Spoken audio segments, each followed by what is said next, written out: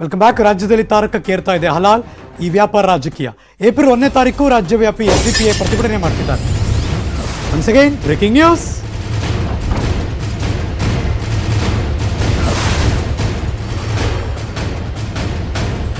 SDPI ಕರೆ ಕೊಟ್ಟಿದ್ದಾರೆ, ನಾಳೆ ರಾಜ್ಯಾದ್ಯಂತ ಅವರು ಪ್ರೊಟೆಸ್ಟ್ ಮಾಡ್ತೀವಿ ಅಂತ. ಸರ್ಕಾರದ ವಿರುದ್ಧ ಹರಿಹಾಯ್ದಿದ್ದಾರೆ. ಇಂಥ ಆಡಳಿತ ಯಾವ ಸರ್ಕಾರ ಕೊಟ್ಟಿರಲಿಲ್ಲ, ನೀಚ ಅಸಹ್ಯ ಕೋಮು ದ್ವೇಷ ಹರಡಿ ಸಾಮರಸ್ಯ ಕೆಡುತ್ತಿದ್ದಾರೆ ಅಂತ. ಜೊತೆಗೆ ವಿರೋಧ ಪಕ್ಷದವರೆಗೂ ಕೂಡ ರಿಕ್ವೆಸ್ಟ್ ಮಾಡ್ತಿದ್ದಾರೆ, ಕರೆ ಕೊಡ್ತಿದ್ದಾರೆ. JDS ಮತ್ತು ಕಾಂಗ್ರೆಸ್ ಜನರ ಜೊತೆ ಹೋರಾಡಬೇಕು ಅಂತಿದ್ದಾರೆ SDPIನವರು. ನಾವು ನಿಮ್ಮ ಈಗೋವನ್ನ ಬಿಟ್ಟು ವಿರೋಧ ಪಕ್ಷಗಳು ತಳಮಟ್ಟದಿಂದ ಹಿಡಿದು ಇದರ ವಿರುದ್ಧ ಹೋರಾಟ ಮಾಡಬೇಕು. ಈ ಅರಾಜಕತೆಯ ವಿರುದ್ಧ, ಈ ತಾರತಮ್ಯ ನೀತಿಯ ವಿರುದ್ಧ ಹೋರಾಡಬೇಕಾಗ್ತದೆ. ಪ್ರತಿಯೊಬ್ಬ MLA ಅಥವಾ MLA ಕ್ಯಾಂಡಿಡೇಟ್ ಆಗಿದ್ದವರು ಈ ಇಶ್ಯೂಗಳನ್ನು ಎತ್ತುಕೊಂಡು ನೀವು ಏನಿವತ್ತು ತಾರತಮ್ಯ ನೀತಿ ಆಗ್ತದೆ, ಅರಾಜಕತೆ ಹೋರಾಟವನ್ನು ಮಾಡಬೇಕಂದ್ರೆ ವಿರೋಧ ಪಕ್ಷಗಳ ಈ ನಿಷ್ಕ್ರಿಯತೆಯನ್ನು ಬಿಟ್ಟು ಸಕ್ರಿಯವಾಗಿ ವಿರೋಧ ಪಕ್ಷಗಳು ಒಟ್ಟಾಗಿ ನೀವು ಎಲ್ಲ ಕೊಂಡು ಸೇರಿಕೊಂಡು ಎಲ್ಲಾ ಜಾತ್ಯತೀತ ಪಕ್ಷಗಳು, ಬಿಜೆಪಿಯನ್ನು ಹೊರತುಪಡಿಸಿದ ಎಲ್ಲಾ ಜಾತ್ಯತೀತ ಪಕ್ಷಗಳು ಒಂದಾಗಿ ಈ ಅರಾಜಕತೆ ವಿರುದ್ಧ, ಈ ತಾರತಮ್ಯ ನೀತಿ ವಿರುದ್ಧ ಹೋರಾಟವನ್ನು ಮಾಡಬೇಕಾಗ್ತದೆ. ಅದರ ನೇತೃತ್ವವನ್ನು ನೀವುಗಳು ವಹಿಸಿಕೊಳ್ಳಿ, ನಾವು ಬೆಂಬಲ ಕೊಡಲಿಕ್ಕೆ ತಯಾರಿದ್ದೀವಿ ಅಂತ ಈ ಸಂದರ್ಭ ಹೇಳ್ತಾ, ಈ ಕರ್ನಾಟಕ ರಾಜ್ಯದಲ್ಲಿ ಈ ಬಿಜೆಪಿ ಸರ್ಕಾರ ನಡೆಸ್ತಾ ಇರುವಂತಹ ಈ ಅರಾಜಕತೆಯ ವಿರುದ್ಧ social democratic party of India ಒಂದು ಜವಾಬ್ದಾರಿಯುತ ಪಕ್ಷವಾಗಿ ಸುಮ್ಮನಿರಲಿಕ್ಕೆ ಸಾಧ್ಯ ಇಲ್ಲ. ಹಾಗಾಗಿ ರಾಜ್ಯಾದ್ಯಂತ ಏಪ್ರಿಲ್ 1ನೇ ತಾರೀಕು ಈ ರಾಜ್ಯ ಸರ್ಕಾರದ ಅರಾಜಕತೆಯ ವಿರುದ್ಧ ಎಲ್ಲಾ ಕಡೆ ಹೋರಾಟವನ್ನು ನಾವು ಕೈಗೆತ್ತಿಕೊಂಡಿದ್ದೀವಿ, ಪ್ರತಿಭಟನೆಯನ್ನು ನಾವು ಕೈಗೆತ್ತಿಕೊಂಡಿವಿ ಅಂತ ಹೇಳಿ ತಮ್ಮ ಮಾಧ್ಯಮದ ಮೂಲಕ ಕರ್ನಾಟಕದ ಜನತೆಯನ್ನ ನಾನು ಮತ್ತೊಮ್ಮೆ, ಕರ್ನಾಟಕದ ಪ್ರಜ್ಞಾವಂತ ಜನತೆ ಈ ಒಂದು ಹೋರಾಟಕ್ಕೆ ಕೈ ಜೋಡಿಸಬೇಕು ಅಂತ ಹೇಳಿ ತಮ್ಮ ಮಾಧ್ಯಮದ ಮೂಲಕ ಮನವಿಯನ್ನು ಮಾಡಿಕೊಳ್ತಾರೆ. ನಿಮ್ಮ ಈಗೋವನ್ನ ಬಿಟ್ಟು ವಿರೋಧ ಪಕ್ಷಗಳು ತಳಮಟ್ಟದಿಂದ ಹಿಡಿದು ಇದರ ವಿರುದ್ಧ ಹೋರಾಟ ಮಾಡಬೇಕು. ಈ ಅರಾಜಕತೆಯ ವಿರುದ್ಧ, ಈ ತಾರತಮ್ಯ ನೀತಿಯ ವಿರುದ್ಧ ಹೋರಾಡಬೇಕಾಗ್ತದೆ. ಪ್ರತಿಯೊಬ್ಬ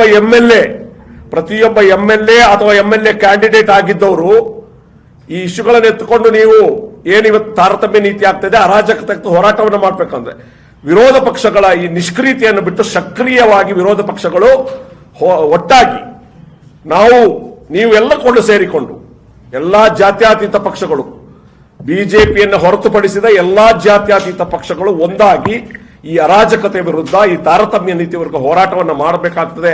ಅದರ ನೇತೃತ್ವವನ್ನು ನೀವುಗಳು ವಹಿಸಿಕೊಳ್ಳಿ, ನಾವು ಬೆಂಬಲ ಕೊಡಲಿಕ್ಕೆ ತಯಾರಿದ್ದೀವಿ ಅಂತ ಈ ಸಂದರ್ಭ ಹೇಳ್ತಾ, ಈ ಕರ್ನಾಟಕ ರಾಜ್ಯದಲ್ಲಿ ಈ ಬಿಜೆಪಿ ಸರ್ಕಾರ ನಡೆಸ್ತಾ ಇರುವಂತಹ ಈ ಅರಾಜಕತೆಯ ವಿರುದ್ಧ social democratic party of India ಒಂದು ಜವಾಬ್ದಾರಿಯುತ ಪಕ್ಷವಾಗಿ ಸುಮ್ಮನಿರಲಿಕ್ಕೆ ಸಾಧ್ಯ ಇಲ್ಲ.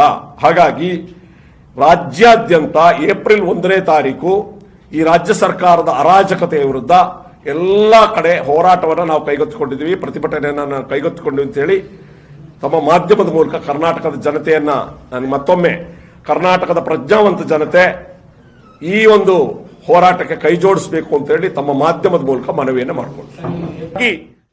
SDPI ನಿಲುವು, SDPI ಪ್ರತಿಭಟನೆಯ ರೂಪುರೇಷು ಎಲ್ಲವನ್ನು ಕೂಡ ಮಾಧ್ಯಮದಲ್ಲಿ ಸುದ್ದಿಗೋಷ್ಠಿಯಲ್ಲಿ ತಿಳಿಸ್ತಾ ಇದ್ರು SDPIನವರು. ಏಪ್ರಿಲ್ 1 ಅಂದರೆ ನಾಳೆ, ಸಿಂಪಲ್, ನಾಳೆ ರಾಜ್ಯವ್ಯಾಪಿ SDPIನವರು ಪ್ರತಿಭಟನೆ ಮಾಡ್ತಿದ್ದಾರೆ. ಬಿಜೆಪಿ ವಿರುದ್ಧ ಹೋರಾಟಕ್ಕೆ ಧುಮುಕಿದ್ದಾರೆ. ಬಿಜೆಪಿಯನ್ನು ಹೊರತುಪಡಿಸಿ ಇನ್ನೆಲ್ಲರೂ ಕೂಡ ಇದಕ್ಕೆ ಕೈ ಜೋಡಿಸಬೇಕು ಅಂತ ಕೇಳ್ತಿದ್ದಾರೆ, ಅರಾಜಕತೆ ಸೃಷ್ಟಿ ಮಾಡ್ತಿದ್ದಾರೆ ಅನ್ನೋದು ಅವರ ಆರೋಪ. ಹಾಗಾಗಿ ಇದರ ವಿರುದ್ಧ ಪ್ರತಿಭಟನೆ ಮಾಡೋದಕ್ಕೆ ನಾವು ಕೈ ಕಟ್ಕೊಂಡು ಕೂತ್ಕೊಳ್ಳೋಕ್ಕಾಗಲ್ಲ, ನಾವು ಧುಮುಕ್ತೀವಿ, ಹೋರಾಟ ಮಾಡ್ತೀವಿ ಅನ್ನೋದು SDPI ಅವರ ಮಾತು. ಸೊ ನಾಳೆ SDPIನವರು ಇಡೀ ಕರ್ನಾಟಕದಾದ್ಯಂತ ಹೋರಾಟ ಮಾಡೋಕ್ಕೆ ಸಜ್ಜಾಗಿದ್ದಾರೆ. ಏಪ್ರಿಲ್ 1 ನಾಳೆ ಶುಕ್ರವಾರ ಬಿಜೆಪಿಯ ವಿರುದ್ಧ ಹೋರಾಟಕ್ಕೆ SDPI ಕರೆ ಕೊಟ್ಟಿದೆ. ಜೊತೆಗೆ ಪ್ರತಿಪಕ್ಷದಲ್ಲಿ ಕೂತಿರೋರು ಕೂಡ ಜನರ ಧ್ವನಿ ಆಗಬೇಕು ಅಂತೆಲ್ಲ ಹೇಳ್ತಿದ್ದಾರೆ.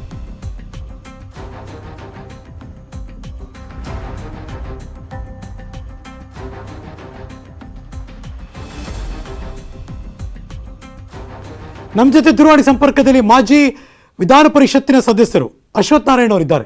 ಸರ್ ನಮಸ್ಕಾರ. ಸರ್ ನಮಸ್ತೆ. ಹೇಳಿ ಸರ್. ಅಶ್ವಥ್ ನಾರಾಯಣ್, ಬಿಜೆಪಿ. ಕೇಳಿಸ್ತಾ ಇದೆಯಾ ಸರ್? ಕೇಳಿಸ್ತಾ ಇದೆ ಸರ್. ನಿಮ್ಮ ಮುಖ, ನಿಮ್ಮ ಧ್ವನಿ ನಮ್ಮೆಲ್ಲರಿಗೂ ಪರಿಚಿತ ಸರ್. ಸೊ ಹಾಗಾಗಿ ಅಶ್ವಥ್ ನಾರಾಯಣ್ ಅವ್ರ ಪರಿಚಯ ನಮ್ಮೆಲ್ಲರಿಗೂ ಗೊತ್ತಿದೆ. ಸರ್ ಟೆಲ್ ಮಿ ಸರ್, SDPIನವರು ಈಗ ಬಿಜೆಪಿ ವಿರುದ್ಧ ಹರಿಹಾಯ್ತಿದ್ದಾರೆ, ನಾವು ಅದ್ರ ವಿರುದ್ಧ ತಿರುಗಿ ಬೀಳ್ತೀವಿ, ಅರಾಜಕತೆ ಸೃಷ್ಟಿ ಮಾಡ್ತಿದ್ದಾರೆ ಬಿಜೆಪಿ ಅಂತ ಮೆನ್ಷನ್ ಮಾಡಿದ್ರು ಸರ್. ಈ ರಾಜ್ಯದಲ್ಲಿ ಕೆಲವೊಂದು ಸ್ಥಳಗಳಲ್ಲಿ ಕೆಲವೊಂದು ವಿಷಯದ ಬಗ್ಗೆ ಮಾಡಿದ್ದಾರೆ. ಅದು SDPI, PFI ಮತ್ತು CFI ಇವ್ರ ಜೊತೆಯಲ್ಲಿ ಕಾಂಗ್ರೆಸ್ ಮತ್ತೆ ಇವ್ರ ಜೊತೆಗೆ ನಿನ್ನೆ ಈಗ 3 ದಿನದ ಈಚೆಗೆ ಕಾಂಗ್ರೆಸ್ ಇಂದ ಬಿ ಟೀಮ್ ಆಗಿರ್ತಕ್ಕಂಥ ಕೆಲವು ಸಾಹಿತಿಗಳು ಕಲಾವಿದರುಗಳು ಸೇರ್ಕೊಂಡಿದ್ದಾರೆ. ನಾನು ಇವ್ರ SDPI ಒಂದು ಪ್ರಶ್ನೆಯನ್ನ ನಾನು ಕೇಳ್ತೀನಿ. ಕಳೆದ ತಿಂಗಳು ಮೀನನ್ನ ಬಾಯ್ಕಾಟ್ ಮಾಡೋರು, ಮೀನ್ ವ್ಯಾಪಾರ ಮಾಡ್ತಾ ಇದ್ದಂತ ಮಹಿಳೆಯರ ವ್ಯಾಪಾರ ಮಾಡ್ತಾ ಇದ್ದಂತ ಮೀನನ್ನ ಬಾಯ್ಕಾಟ್ ಮಾಡಿದ್ಯಾರು? ಗೊಂಗಳ್ಳಿನಲ್ಲಿ ಮೀನಿನ ಬೈಕಾಟ್, ಹಿಂದೂ ಮಹಿಳೆಯರ ಹತ್ರ ಮೀನನ್ನ ಖರೀದಿ ಮಾಡಬಾರ್ದು ಅಂತ ಬೈಕಾಟ್ ಮಾಡಿದಾಗ SDPI ಏನವ್ರು ಏನ್ ಮಾಡ್ತಾ ಇದ್ರು ಅವತ್ತು ಹೇಳ್ಬೋದಾಗಿತ್ತಲ್ವಾ? ಮೊದ್ಲು ಇದನ್ನ ವಿಷ ಬೀಜ ಬಿತ್ತದಂತವ್ರು ಯಾರು? ಯಾವ ಸಮಾಜದವ್ರು, ಯಾವ ಧರ್ಮದವರು? ನಾವ್ ಯಾವತ್ತಾರು ಈ ತರದ ವಿಚಾರಕ್ಕೆ ಇದುವರೆಗೂ ಸಹ ಯಾರು ಇಳಿದಿರ್ಲಿಲ್ಲ. ಆದ್ರೆ ಎಲ್ಲವೂ ಸಹ ಇವು ತೋರ್ಸ್ಕೊಟ್ಟಂತವ್ರು ಕಾಂಗ್ರೆಸ್ನವರು ಮತ್ತು ಈ SDPI-ನವರು. ಇವತ್ತು ಅರ್ಶಿನ ಕೊಲೆ ಆಯ್ತು. ಇದಕ್ಕೆ ಕಾರಣ ಯಾರು? ಎಲ್ಲವೂ ಈ ಹಿಜಾಬ್ ಅನ್ನತಕ್ಕಂಥ ವಿಷಯವನ್ನ ಮುಂದೆ ಇಟ್ಕೊಂಡು ಸಮಾಜದಲ್ಲಿ ಅಶಾಂತಿಯನ್ನು ನಿರ್ಮಾಣ ಮಾಡ್ತಕ್ಕಂಥದ್ದು, ಕೊಲೆಗಳನ್ನ ಮಾಡ್ತಕ್ಕಂಥದ್ದು ಈ ಮಟ್ಟಕ್ಕೆ ಇಳಿದಿದ್ದಾರೆ SDPI-ನವರು. ಇವ್ರ ವಿರುದ್ಧವಾಗಿ ಭಾರತೀಯ ಜನತಾ ಪಾರ್ಟಿ ನಿರಂತರವಾಗಿ ಹೋರಾಟ ಮಾಡ್ಕೊಂಡ್ ಬರ್ತದೆ. ಅವ್ರನ್ನ ಬ್ಯಾನ್ ಮಾಡಬೇಕು ಅನ್ನತಕ್ಕಂಥದ್ದು ಸಾಮಾನ್ಯ ಜನ, ನಾವ್ಯಾರು ಹೇಳ್ಕೊಟ್ಟಿಲ್ಲ ಜನತೆಗೆ. ಬಿಜೆಪಿ ಮಾಜಿ ಮುಖ್ಯಮಂತ್ರಿ ಕುಮಾರಸ್ವಾಮಿ ಅವರು ಕೂಡ ಬಹಳ ದೊಡ್ಡ ಮಟ್ಟದಲ್ಲಿ ಇದ್ರ ವಿರುದ್ಧ ತಿರುಗಿ ಬಿದ್ದಿದ್ರು ಸರ್, ಬಿಜೆಪಿ ವಿರುದ್ಧ. ಅಂದ್ರೆ ಸರ್ಕಾರ ಏನ್ ಮಾಡ್ತಿದೆ ಅಂತೆಲ್ಲ ಗಂಡಸ್ತಾನ ಎಲ್ಲ ಪ್ರಶ್ನೆ ಮಾಡ್ಬಿಟ್ರು ಸರ್ ಅವರು. ಇಲ್ಲ ನೋಡಿ, ಸರ್ಕಾರ ಏನನ್ನ ಕ್ಯಾಂಪೇನ್ ಮಾಡ್ತಾ ಇದೆಯಾ, ಎಲ್ಲರೂ ಬಾಯ್ಕಾಟ್ ಮಾಡಿ ಮುಸ್ಲಿಂ ಅಂಗಡಿಗಳಿಗೆ ಯಾರು ಹೋಗ್ಬಾರ್ದು, ಖರೀದಿ ಮಾಡಬಾರ್ದು, ಸರ್ಕಾರ ಏನನ್ನ ಪ್ರಚೋದನೆ ಮಾಡ್ತದೆ ಹೇಳ್ತಾ ಇದೆಯಾ? ಒಬ್ಬ ರಾಜ್ಯದ ಮಾಜಿ ಮುಖ್ಯಮಂತ್ರಿ ಇದು ತಾನಾಗ್ತಾನೆ ಜನಗಳ ಮನಸ್ಸಿಗೆ ಬಂದಿರತಕ್ಕಂಥದ್ದು. ಬರೋದಕ್ಕೆ ಕಾರಣ ಏನು? ನೀವು ಸಾರ್ವಜನಿಕರು ಹೇಳ್ದಂಗೂ ಕೇಳೋದಿಲ್ಲ, ಸರ್ಕಾರ ಹೇಳ್ದಂಗೂ ಕೇಳೋದಿಲ್ಲ, ಕಾನೂನಿಗೂ ಬೆಲೆ ಕೊಡೋದಿಲ್ಲ. ಹೈಕೋರ್ಟ್ ಆದೇಶ ಕೊಟ್ಟಿದ್ದನ್ನ ವಿರುದ್ಧವಾಗಿ ನೀವು ಮತ್ತೆ ನಾವು ಹಿಜಾಬ್ ಹಾಕೊಂಡು ಕಾಲೇಜ್ಗೆ ಹೋಗ್ತೀವಿ, ನಮ್ಗೆ ನಮ್ ಧರ್ಮನೇ ಮುಖ್ಯ ಹೊರತು ನಮ್ಗೆ ಎಕ್ಸಾಮ್ ಮುಖ್ಯ ಅಲ್ಲ ಅಂತಕ್ಕಂಥದ್ದು ತೋರಿಸ್ತಾರೆ. ಅಂದ್ರೆ 6 ಜನ ಮಕ್ಕಳಿಂದ ಇವತ್ತು ಇಡೀ ದೇಶ ನೋಡೋ ರೀತಿ ಆಯ್ತಲ್ಲ ಸರ್.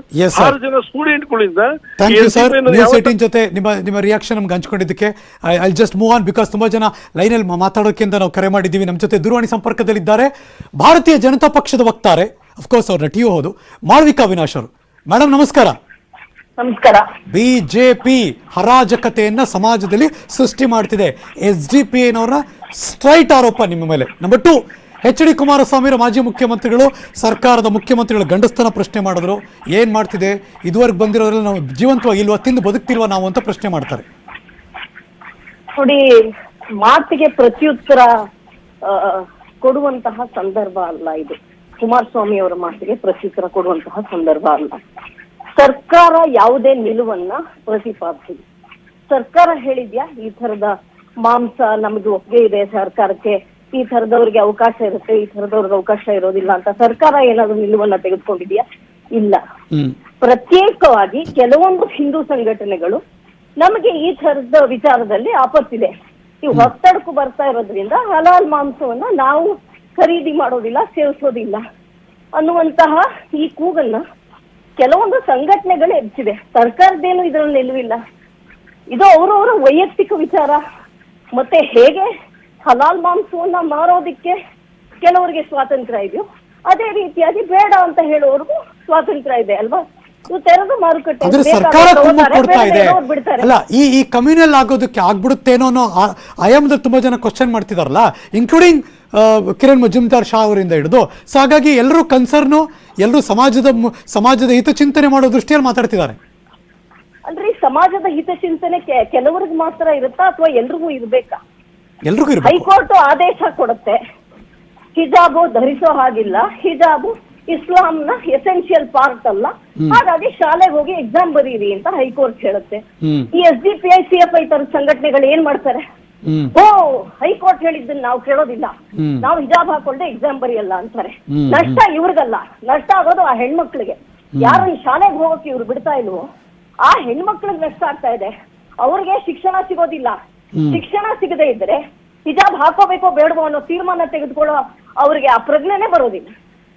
ಹಾಗಾಗಿ ಇದರಲ್ಲಿ ರಾಜಕಾರಣ ಮಾಡ್ತಾ ಇರೋದು SDPI, CFI ಈ ತರದ ಸಂಘಟನೆಗಳೇ ವಿನಃ ಸರ್ಕಾರ ಏನ್ ಮಾಡಕ್ಕಾಗತ್ತೆ? ಸರ್ಕಾರ ಎಲ್ಲಾದ್ರೂ ಹೇಳಿದ್ಯಾ ಹಲಾಲ್ ಮಾಂಸದ ವಿರುದ್ಧ ನಾವು ಇದ್ದೀವಿ ಅಂತ?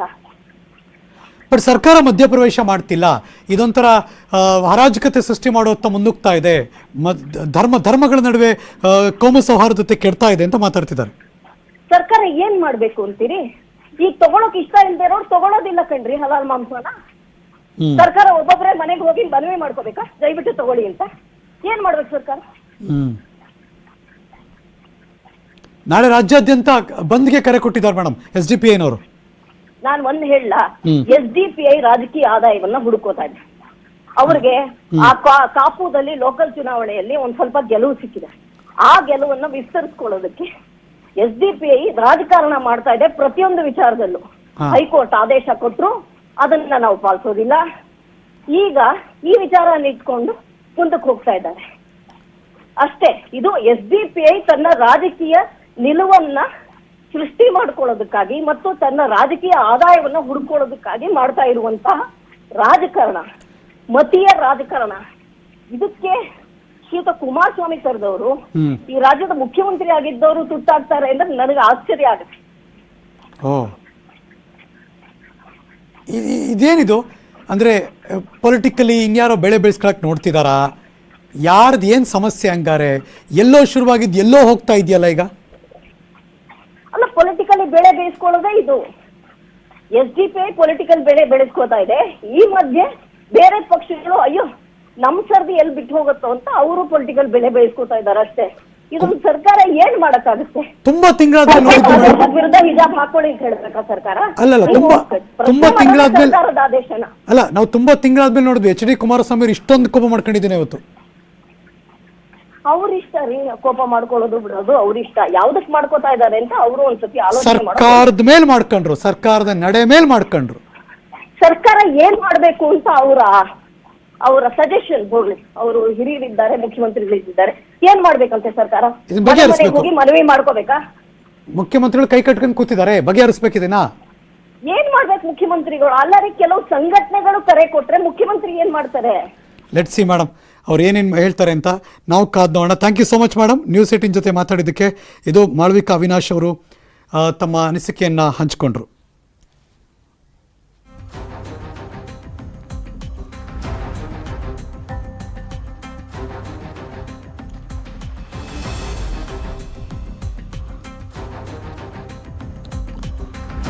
ಮಣಿಪಾಲ್ ಗ್ಲೋಬಲ್ ಎಜುಕೇಶನ್, ಮಣಿಪಾಲ್ ವಿಶ್ವವಿದ್ಯಾಲಯದ ಚೇರ್ಮನ್ ನಮ್ಮ ಜೊತೆ ಈಗ ಲೈವ್ ಜಾಯಿನ್ ಆಗ್ತಿದ್ದಾರೆ. ಲೆಟ್ಸ್ ಸಿ ಅವರ ಇನ್ಪುಟ್ ಕೇಳೋದಕ್ಕೆ ನಾನು ಕೂಡ ಕಾಯ್ತಾ ಇದ್ದೀನಿ. ಪದ್ಮಶ್ರೀ TV ಮೋಹನ್ ದಾಸ್ ಪೈ ಅವರು. ಸರ್ ನಮಸ್ಕಾರ, ಗುಡ್ ಆಫ್ಟರ್ನೂನ್. ನಮಸ್ಕಾರ. ಕೆಲವೇ ಹೊತ್ತಿನ ಮುಂಚೆ ಕಿರಣ್ ಮಜುಮ್ದಾರ್ ಶಾ ಅವರೊಂದು ಟ್ವೀಟ್ ಮಾಡಿದ್ರು. ಎಲ್ಲೋ ಒಂದು ಕಡೆ ಈ IT-BT ಸೆಕ್ಟರ್ಗಳಲ್ಲಿ ಕಮ್ಯುನಲ್ ಆಗೋದ್ರೆ ಎಷ್ಟು ದೊಡ್ಡ ಮಟ್ಟಕ್ಕೆ ಗ್ಲೋಬಲಿ ಲೀಡರ್ಶಿಪ್ಗೆ ಎಫೆಕ್ಟ್ ಬೀಳುತ್ತೆ, ದಯವಿಟ್ಟು ಗಮನ ಹರಿಸಬೇಕು ಅಂತ ಮುಖ್ಯಮಂತ್ರಿಗಳನ್ನ ಟ್ಯಾಗ್ ಮಾಡಿ ಒಂದು ಟ್ವೀಟ್ ಮಾಡಿದ್ದಾರೆ ಸರ್. ಈ ಕ್ಷಣದಲ್ಲಿ ಇದು ಎಷ್ಟು ದೊಡ್ಡ ಮಟ್ಟ ಕನ್ಸರ್ನ್ ಅಂತ ನಿಮ್ ಪ್ರಕಾರ ಅನ್ಸುತ್ತೆ ಸರ್? ನೋಡಿ, IT-BT ಅಲ್ಲಿ ಏನು ಕಮ್ಯುನಲ್ ಎಲಿಮೆಂಟ್ಸ್ ಇಲ್ಲ, ನಮ್ ಸ್ಟೇಟ್ ಅಲ್ಲೂ ಏನು ಕಮ್ಯುನಲ್ ಇವೆಂಟ್ಸ್ ಇಲ್ಲ. ಸುಮ್ನೆ ನಾವು ಎಕ್ಸಾಜರೇಟ್ ಮಾಡಬಾರ್ದು. ಏನಾಗಿದೆ, ಸೌತ್ ಕೇಂದ್ರದಲ್ಲಿ ಆ PFI ಬಂದ್ಬಿಟ್ಟು ಹಿಂದಿನ 3 ವರ್ಷದಿಂದ ಕಮ್ಯುನಲ್ ಡಿಸಾರ್ಮನಿ ಮಾಡ್ತಾ ಇದ್ದಾರೆ. ಆ ಹಿಜಾಬ್ ಇನ್ಸಿಡೆಂಟ್ ಅವರು ಪ್ರವೋಕ್ ಮಾಡಿದ್ರು, ಕೋರ್ಟಿಗೆ ಹೋಯ್ತು, ಕೋರ್ಟ್ ಹೇಳಿದ್ರು ಹಿಜಾಬ್ ಸ್ಕೂಲ್ ಅಲ್ಲಿ ಹಾಕ್ಬಾರ್ದು ಅಂತ. ಹೌದು, ನಾವು ಕೋರ್ಟ್ ಆರ್ಡರ್ ಫಾಲೋ ಮಾಡಲ್ಲ ಅಂತ ಅವ್ರು ಹೇಳ್ತಾರೆ, ಪ್ರೊಟೆಸ್ಟ್ ಮಾಡ್ತಾ ಇದ್ದಾರೆ. ಪ್ರೊಟೆಸ್ಟ್ ಬೇಕಾದ್ರೆ ಮಾಡ್ಲಿ, ಅವ್ರ ರೈಟ್. ಸುಪ್ರೀಂ ಕೋರ್ಟ್ ಹೋಗಿದ್ದಾರೆ, ಸುಪ್ರೀಂ ಕೋರ್ಟ್ ಡಿಸಿಷನ್ ಕೊಡ್ಲಿ. ಇವಾಗ ಏನಾಗಿದೆ, ಆ ಹಿಜಾಬ್ ಡಿಸಿಷನ್ ಬಂದ್ಮೇಲೆ ಅವರು ಸೌತ್ ಕೇಂದ್ರದಲ್ಲಿ ಒಂದು ಬಂದ್ ಮಾಡಿದ್ರು. ಬಂದ್ ಮಾಡಿದಾಗ ಮುಸಲ್ಮಾನ್ ಟ್ರೇಡರ್ಸ್ ದೇವಾಲಯ ಜಮೀನ್ ಒಳಗಿದ್ದಾಗ ಅವರು ಬಂದಲ್ಲಿ ಕ್ಲೋಸ್ ಮಾಡಿದ್ರು. ಆ ಕ್ಲೋಸ್ ಮಾಡಿದ್ದಕ್ಕೆ ಜನರಿಗೆ ಕೋಪ ಬಂತು. ನೋಡಿ, ನಮ್ದು ದೇವಾಲಯ ಒಳಗಿದೆ, ನೀವೆಲ್ಲ ನಿಮ್ದು ರಿಲಿಜನ್ ತಗೊಂಡ್ಬಿಟ್ಟು ಕ್ಲೋಸ್ ಮಾಡಬಾರ್ದು ಅಂತ ಕೋಪ ಇತ್ತು. ಅದಕ್ಕೆ ಇವಾಗ ಜಾತ್ರೆ ಆದ್ರೆ ಟೆಂಪಲ್ ಕಮಿಟೀಸ್ ಅವ್ರು ಹೇಳಿದ್ರು, ನಾವು ಬೇರೆಯವ್ರಿಗೆ ನಾವು ಜಾಗ, ನಮ್ ಟೆಂಪಲ್ ಪ್ರಾಪರ್ಟಿ ಒಳಗೆ ಜಾಗ ಕೊಡಲ್ಲ.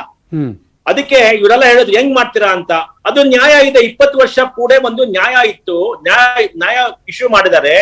ಅಲ್ಲಿ ಯಾವ ಟೆಂಪಲ್ ಲ್ಯಾಂಡ್ ಇದ್ರು ಬೇರೆ ಅಲ್ಲಿ ಯಾರಿಗೆ ಕೊಡ್ಬೇಕು ಯಾರಿಗೆ ಕೊಡ್ಬಾರ್ದು ಅವ್ರ ಇಷ್ಟ.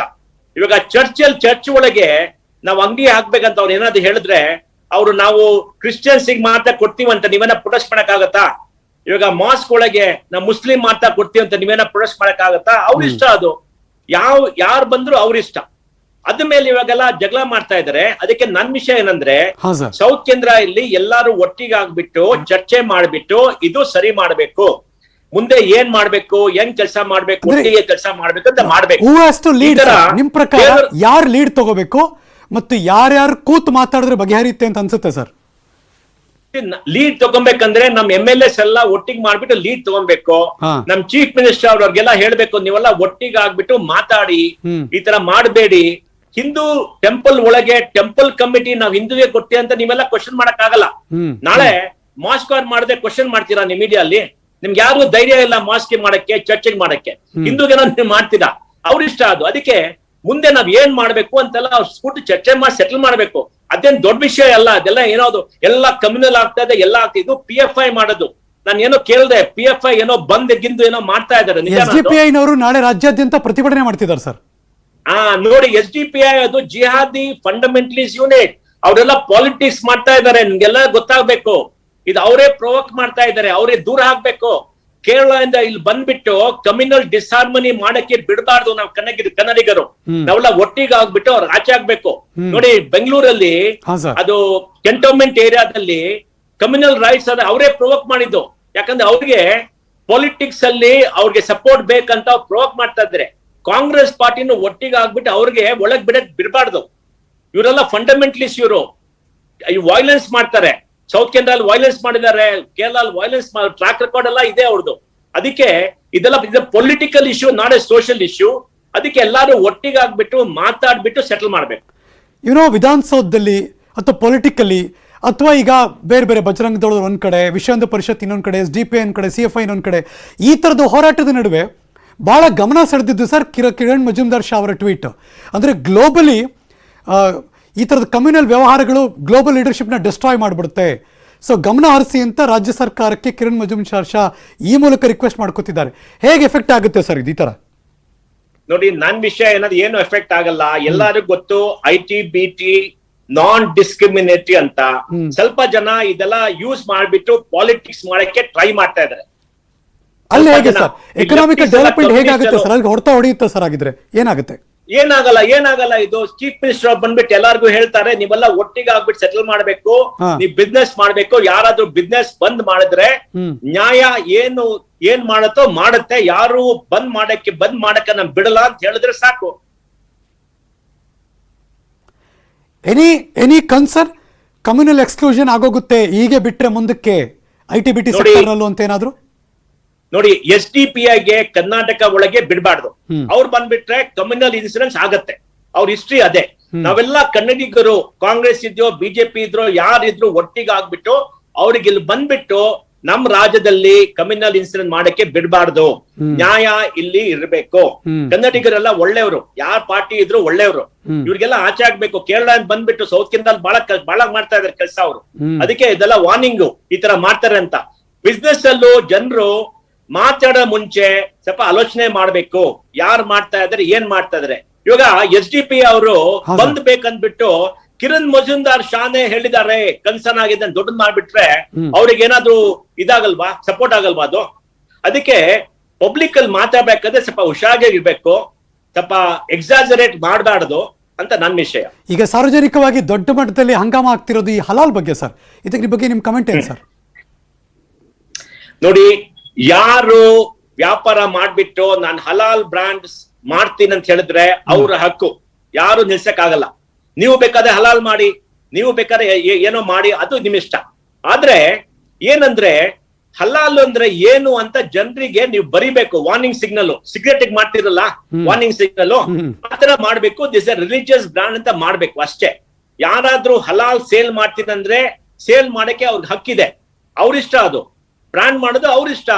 ಬೇರೆ ಪ್ರಾಬ್ಲಮ್ ಏನು? ನಿಮ್ಗೆ ಇಷ್ಟ ಇಲ್ಲ ತಗೊಂಬಿಡಿ ಅಷ್ಟೇ.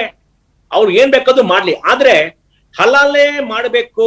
ನಾವು ಬೇರೆದೆಲ್ಲ ಮಾಡಬಾರ್ದು, ಬೇರೆಯವ್ರಿಗೆಲ್ಲ ಆಚೆ ಆಗ್ಬೇಕು ಅಂತ ಎಕ್ಸ್ಕ್ಲೂಷನ್ ಮಾಡಬಾರ್ದು. ಯಾರೋ ಹೇಳಿದ್ರು ಈ ಹಲಾಲ್ ಸ್ವಲ್ಪ ಜಾಗದಲ್ಲಿ ಸ್ವಲ್ಪ ಬೇರೆಯವ್ರಿಗೆಲ್ಲ ಕೆಲಸ ಸಿಗ್ತಾ ಇಲ್ಲ, ಯಾಕಂದ್ರೆ ಇವ್ರು ಹಲಾಲ್ ಮಾಡ್ಬಿಟ್ಟು ಮುಸಲ್ಮಾನ್ ಅವರೇ ಕೆಲಸ ಮಾಡ್ಬೇಕು, ಮುಲ್ಲಾನೇ ಬಂದ್ ಮಾಡ್ಬೇಕಂತ ಬೇರೆಯವ್ರಿಗೆಲ್ಲ ಆಚೆ ಆಗ್ತಾ ಇದಾರೆ. ಅದು ಸರ್ಕಾರ ಒಂದ್ಸಲಿ ನೋಡ್ಬೇಕು.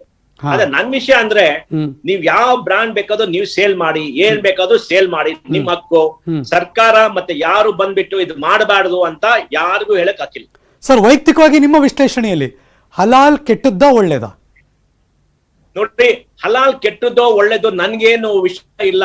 ನಾನ್ ಬೇಕಾದ್ರೂ ಹಲಾಲ್ ಪ್ರಾಡಕ್ಟ್ ನಾನ್ ತಗೋತೀನಿ, ನನ್ ಇಷ್ಟ ಇದೆ ತಗೋತೀನಿ, ಇಷ್ಟ ಅಲ್ಲ ತಗೊಳ್ಳೋದು, ನನ್ನ ಇಷ್ಟ ಅದು. ನಾನ್ ತಗೊಳ್ತಾ Sorry to ಇದ್ದೀನಿ, intervene, sir. ಏನಿದೆ ಅದು? ಯಾಕೆ ಈ ಪ್ರಶ್ನೆ ರೈಸ್ ಮಾಡಿದೆ ಅಂದ್ರೆ HD ಕುಮಾರಸ್ವಾಮಿ ಇದೇ ಪ್ರಶ್ನೆ ಮಾಡಿದ್ರು. ಇಷ್ಟೊಂದು ವರ್ಷಗಳಿಂದ ನಾವು ಅದು ತಿಂತಾ ಇದೀವಿ, ಆ ಕಡೆ ನೋಡ್ತಾ ಇದೀವಿ, ಆರಾಮಾಗಿದ್ದೀವಿ, ಹೆಲ್ದಿ ಆಗಿದ್ದೀವಿ, ಇವಾಗ ಯಾಕೆ ಬಂತು ಈ ತರ ಅಂತ ಪ್ರಶ್ನೆ ಮಾಡ್ತಿದ್ರು. ಅಲ್ಲ, ಇವಾಗ ಯಾಕೆ ಬಂದ್ರಂದ್ರೆ ಬಹಳ ದೊಡ್ಡದಾಗ್ಬಿಟ್ಟಿದೆ. ನೋಡಿ, ಏನಾದ್ರೂ ಚಿಕ್ಕದಿದ್ರೆ ಯಾರು ಕೇರ್ ಮಾಡಲ್ಲ, ಇದು ದೊಡ್ಡದಾಗ್ಬಿಟ್ಟಿದೆ. ಆ ದುಡ್ಡು ಕೊಟ್ಬಿಟ್ಟು ಹಲಾಲ್ ಸರ್ಟಿಫಿಕೇಶನ್ ಜನರು ಹೇಳ್ತಾ ಇದಾರೆ ಒಂದು ಇಸ್ಲಾಮಿಕ್ ಫಂಡಮೆಂಟಲ್ ಯೂನಿಟ್ ಗೆ ಹೋಗ್ತಾ ಇದೆ ದುಡ್ಡು. ಅರ್ಥ ಆಯ್ತಾ ನಿಮ್ಗೆ? ಆ ಹಲಾಲ್ ಸರ್ಟಿಫಿಕೇಟ್ ದುಡ್ಡು ಯಾರಿಗೆ ಹೋಗ್ತಾ ಇದೆ, ಆ ದುಡ್ಡು ಏನ್ ಉಪಯೋಗ ಮಾಡ್ತಾ ಇದಾರೆ ನೀವು ನೋಡಿ ಒಂದ್ಸಲಿ. ಹಲಾಲ್ ಸರ್ಟಿಫಿಕೇಟ್ ಒಬ್ರು ಇಬ್ರು ಕೊಡೋದು, ಬೇರೆ ಯಾರು ಕೊಡಲ್ಲ. 1000 ಜನ ಹಲಾಲ್ ಸರ್ಟಿಫಿಕೇಟ್ ಕೊಡಕ್ ಆಗತ್ತಾ? ನೀವು ಆಲೋಚನೆ ಮಾಡಿ, ಯಾರು ಸರ್ಟಿಫಿಕೇಟ್ ಕೊಡ್ತಾರೆ, ಏನ್ ದುಡ್ಡು ಕೊಡ್ಬೇಕು, ಯಾರವ್ರು ಜನರು, ಎಲ್ಲಿ ಹೋಗ್ತಾರೆ, ನೀವು ಆಲೋಚನೆ ಮಾಡಿ. ಪ್ರಾಬ್ಲಮ್ ಏನ್ ದೊಡ್ಡದಾಗ್ಬಿಟ್ಟಿದೆ, ಅದಕ್ಕೆ ಜನರೆಲ್ಲ ಮಾಡ್ತಾ ಇದಾರೆ. ದೊಡ್ಡದಾಗ್ಬಿಟ್ಟು ಬೇರೆಯವ್ರಿಗೆಲ್ಲ ಆಚೆ ಆಗ್ತಾ ಇದ್ದಾರೆ, ಅದು ಸರಿಯಲ್ಲ. ಇವಾಗ ಸೌತ್ ಕೇಂದ್ರಲ್ಲಿ ನೋಡಿ, ಜನರು ಹೇಳ್ತಾರೆ ಮುಸಲ್ಮಾನ್ ಟ್ರೇಡರ್ಸ್ ಹಿಂದೂ ದೇವಾಲಯ ಜಮೀನ್ ಒಳಗೆ ಆಚೆ ಹಾಕಿದ್ದಾರೆ. ಅದು ವಿಷಯ ಸರಿ, ಅದು ವಿಷಯ ನಾವೆಲ್ಲ ಒಟ್ಟಿಗೆ ಆಗ್ಬಿಟ್ಟು ಸರಿ ಮಾಡ್ಬೇಕು. ಯಾರಿಗೂ ಆಚೆ ಹಾಕೋದ್ ಸರಿಯಲ್ಲ. ಆದ್ರೆ ನೀವು ಅಲ್ಲಿದ್ರೆ ಆ ತರ ಪರಂಪರಾ ನೀವು ಅಬ್ಸರ್ವ್ ಮಾಡ್ಬೇಕು. ನೀವು ಒಳಗಿದ್ರೆ ಪರಂಪರಾ ಅಬ್ಸರ್ವ್ ಮಾಡ್ಬೇಕು. ನಾನು ನನ್ನ ಇಷ್ಟ ಮಾಡ್ತೀವಿ ಅಂತ ಹೇಳಿದ್ರೆ ಆಗಲ್ಲ, ಯಾಕಂದ್ರೆ ಆ ಪರಂಪರಾ ಇದೆ. ಚರ್ಚ್ ಒಳಗಿದ್ರೆ ಚರ್ಚಿನ ಪರಂಪರಾ, ಮಾಸ್ಕ್ ಒಳಗಿದ್ರೆ ಮಾಸ್ಕಿನ ಪರಂಪರಾ ನೀವು ಅಬ್ಸರ್ವ್ ಮಾಡ್ಬೇಕು. ನೀವು ನಾನು ಇದು ಮಾಡಲ್ಲ ಅದ್ ಮಾಡಲ್ಲ ಹೇಳಿದ್ರೆ ಕಷ್ಟ ಆಗತ್ತೆ. ಅದಕ್ಕೆ ಇದು ಹಲಾಲ್ ಬ್ರ್ಯಾಂಡ್ ಯಾರು ಯೂಸ್ ಮಾಡಿದ್ರು ಮಾಡ್ಲಿ, ಅವ್ರ ಇಷ್ಟ, ಯಾರು ಪ್ರಿವೆಂಟ್ ಮಾಡಕ್ ಆಗಲ್ಲ. ಅದೇ ಹಲಾಲ್ ಏನಂತ ಜನರಿಗೆ ಹೇಳ್ಬೇಕು. ಯಾಕಂದ್ರೆ ಹಲಾಲ್ ಒಂದು ರಿಲಿಜಿಯಸ್ ಬ್ರ್ಯಾಂಡ್, ಅದು ಒಂದು ಎಕ್ಸ್ಕ್ಲೂಸಿವ್ ಬ್ರ್ಯಾಂಡ್. ಎಕ್ಸ್ಕ್ಲೂಸಿವ್ ಬ್ರ್ಯಾಂಡ್ ಅಂದ್ರೆ ನೀವು ನಾವು ಮಾಡಕ್ ಆಗಲ್ಲ. ಗೊತ್ತಾಯ್ತಾ ನಿಮ್ಗೆ? ನೀವು ನಾವು ಒಟ್ಟಿಗೆ ಆಗ್ಬಿಟ್ಟು ಸರ್ಟಿಫೈ ಮಾಡಕ್ ಆಗಲ್ಲ, ಮುಸಲ್ಮಾನ್ ಅವರೇ ಮಾಡ್ಬೇಕು. ಬಟ್ ಆ ಸರ್ಟಿಫಿಕೇಟ್ ಇದ್ರೆ ಮಾತ್ರ ಬೇರೆ ಕಡೆಗೆ ಎಕ್ಸ್ಪೋರ್ಟ್ ಮಾಡಬಹುದು, ಅದೇ ಒಂಥರ ಲೈಸೆನ್ಸ್ ತರನ ಸರ್? ಹೇಗೆ ವರ್ಕ್ ಆಗುತ್ತೆ ನೋಡಿ? ಮುಸಲ್ಮಾನ್ ರಾಜ್ಯದಲ್ಲಿ ಸೌತ್ ಈಸ್ಟ್ ಇದು ಮಿಡ್ಲ್ ಈಸ್ಟ್ ಅಲ್ಲಿ ಮಾಡ್ಬೇಕಾದ್ರೆ ಎಲ್ಲ ಹಲಾಲ್ ಇರ್ಬೇಕು. ಯಾಕಂದ್ರೆ ವಿಶ್ವದಲ್ಲಿ ಮುಸಲ್ಮಾನ್ ಅವರು ಹಲಾಲ್ ಪ್ರಾಡಕ್ಟ್ ತಗೊಬೇಕು ಅಂತ ಅವ್ರ ಇಷ್ಟ. ನೀವೇನ್ ಎಕ್ಸ್ಪೋರ್ಟ್ ಮಾಡ್ಬೇಕಾದ್ರೆ ನೀವು ಬ್ರಾಂಡ್ ಮಾಡ್ಬೇಕು ಮಾಡಿ. ಏನಿದೆ ನಿಮ್ ದಂಧ, ನಿಮ್ದು ಬಿಸ್ನೆಸ್ ಅದು, ಯಾರೋ ಮುಂದೆ ಬರಬಾರ್ದು, ಅದು ಮಾಡ್ಲಿ ಬಿಡಿ. ಅರ್ಥ ಆಯ್ತಲ್ಲ? ಯಾರ್ ಬೇಕಾದ್ರೂ ಮಾಡ್ಲಿ. ನೋಡಿ, ನಮ್ ರಾಜ್ಯದಲ್ಲಿ ನಮ್ ದೇಶದಲ್ಲಿ ಬಿಸ್ನೆಸ್ ಮಾಡಕ್ಕೆ ಯಾರಿಗೆ ಏನ್ ಬಿಸ್ನೆಸ್ ಮಾಡ್ಬೇಕೋ ನ್ಯಾಯ ಪ್ರಕಾರ ಮಾಡಬೇಕು, ಯಾರು ಮುಂದೆ ಬಂದು ಹೇಳ್ಬಾರ್ದು. ಆದ್ರೆ ನೀವೇನಾದ್ರೂ ಒಂದು ಎಕ್ಸ್ಕ್ಲೂಸಿವ್ ಬ್ರ್ಯಾಂಡ್ ಎಲ್ಲ ಯೂಸ್ ಮಾಡಿದ್ರೆ ಆ ಬ್ರ್ಯಾಂಡ್ ಏನು ಅಂತ ನೀವು ಕನ್ಸ್ಯೂಮರ್ಸ್ಗೆ ಹೇಳ್ಬೇಕು. ಆಮೇಲೆ ಅವ್ರ ಚಾಯ್ಸ್, ತಗೊಬೇಕಾದ್ರೆ ತಗೊಳ್ಳಿ, ಬಿಟ್ರೆ ಬಿಡ್ಲಿ, ಅವ್ರ ಚಾಯ್ಸ್. ಯಾರು ಬಂದ್ಬಿಟ್ಟು ಇದ್ ತಗೊಳ್ಳಿ ಅದ್ ತಗೊಳ್ಳಿ ಅಂತ ಬಾಯ್ಕಾಟ್ ಮಾಡಬಾರ್ದು. ಪಾಯಿಂಟ್ ಏನಪ್ಪಾ ಅಂದ್ರೆ, ಈಗ ಬಜರಂಗ ದಳದವರೆಲ್ಲ ಅಥವಾ ಶ್ರೀರಾಮ ಸೇನೆಯವರು ಅಥವಾ ಇನ್ನಿತರರು ಎಲ್ಲ ಮನೆಗೆ ಹೋಗಿ ಬೇರೆ ಶಾಪ್ಗಳಿಗೆ ಹೋಗಿ ಮುಸಲ್ಮಾನರು ಯಾರ್ಯಾರು ಮಾಂಸ ಮಾಡ್ತಿದ್ದಾರೆ ತಗೋಬೇಡಿ, ಬಿಕಾಸ್ ಯುಗಾದಿ ಹಬ್ಬ ಬಂತು, ವರ್ಷ ತೊಡಕು ಬಂತು, ಆ ಥರದ್ದು ಎಲ್ಲೂ ಕೂಡ ಅವ್ರ ಹತ್ರ ಖರೀದಿ ಮಾಡಬೇಡಿ, ಬರೀ ಹಿಂದೂಗಳ ಹತ್ರ ಮಾತ್ರ ಖರೀದಿ ಮಾಡಿ, ಈ ಥರದ್ದು ಹೇಳ್ಕೊಂಡ್ ಬರ್ತಿದ್ದಾರೆ ಮತ್ತು ಅರಿವು ಮೂಡಿಸ್ತೀವಿ ನಾವು ಅಂತಿದ್ದಾರೆ. ಅದು ತಪ್ಪು, ಅದು ಬಹಳ ತಪ್ಪು. ಆತರ ಮಾಡಬಾರ್ದು. ನೋಡಿ, ನಮ್ ರಾಜ್ಯದಲ್ಲಿ ಎಲ್ಲಾರ್ಗೂ ಹಕ್ಕಿದೆ, ಆತರ ಬಜರಂಗ್ ದಳ ಅವರು ಇರೋ ರಾಮಸೇನ ಅವರು ಮಾಡಬಾರ್ದು, ಈ ತರ ಬಾಯ್ಕಾಟ್ ಮಾಡಿ ಅಂತ ಹೇಳ್ಬಾರ್ದು. ಆತರ ಮಾಡಿದ್ರೆ ಸರ್ಕಾರ ಅವ್ರ ಮೇಲೆ ಕೇಸ್ ಆಗ್ಬಿಟ್ಟು ಅವ್ರಿಗೆಲ್ಲ ಪ್ರೊಸಿಕ್ಯೂಟ್ ಮಾಡ್ಬೇಕು. ಅಲ್ಲಾರಿಗೆ ಅರ್ಪಿಸಿದಂತಹ ಭಕ್ಷಣೆ ಅದನ್ನ ನಮಗ್ ತಂದು ಕೊಡ್ತಾರೆ ಇವರು ಅನ್ನೋದು ಈ ಕಾರ್ಯಕರ್ತರ ಆರೋಪ. ಅದೆಲ್ಲ ನೋಡಿ ನಿಮ್ಗೇನಾದ್ರೂ ಪ್ರಾಬ್ಲಮ್ ಆದ್ರೆ ಕನ್ಸ್ಯೂಮರ್ ಕೋರ್ಟಿಗೆ ಹೋಗಿ. ಯಾಕೆ ಇದ್ ಮಾಡ್ತೀರಾ? ಈ ತರ ಮಾಡ್ಬಾರ್ದು. ಯಾರಿಗೂ ಏನ್ ಮಾಡಕ್ಕೂ ಅವ್ರಿಗೆ ಹಕ್ಕಿದೆ, ನಿಮ್ಗೂ ಹಕ್ಕಿದೆ, ತಗೊಳ್ಳಿ. ಆದ್ರೆ ನೀವು ಜನರಿಗೆ ಹೋಗ್ಬಿಟ್ಟು ಹೇಳ್ಬಾರ್ದು ಮುಸಲ್ಮಾನರು ತಗೊಂಬೇಡಿ ಅಂತ ಎಲ್ಲ ಹೇಳ್ಬಾರ್ದು, ಅದು ಸರಿಯಲ್ಲ. ನಾಳೆ ಮುಸಲ್ಮಾನ್ ಅವರು ಮಾಡಿದ್ರೆ ನೀವೇನ್ ಮಾಡ್ತೀರಾ? ನಾನ್ ನೋಡಿ, ದಾವಣಗೆರೆಯಲ್ಲಿ 6 ತಿಂಗಳಿಂದ ಒಂದು ರಿಪೋರ್ಟ್ ನೋಡಿದೆ. ಸ್ವಲ್ಪ ಮುಸಲ್ಮಾನ್ ಅವರೆಲ್ಲ ಹೇಳ್ತಾ ಇದಾರೆ ಮುಸಲ್ಮಾನರಿಗೆ ಹಿಂದೂ ಅಂಗಡಿ ತಗೊಂಬೇಡಿ ಅಂತ ಒಂದು ಕ್ಯಾಂಪೇನ್ ಮಾಡಿ, ಅದು ತಪ್ಪದು.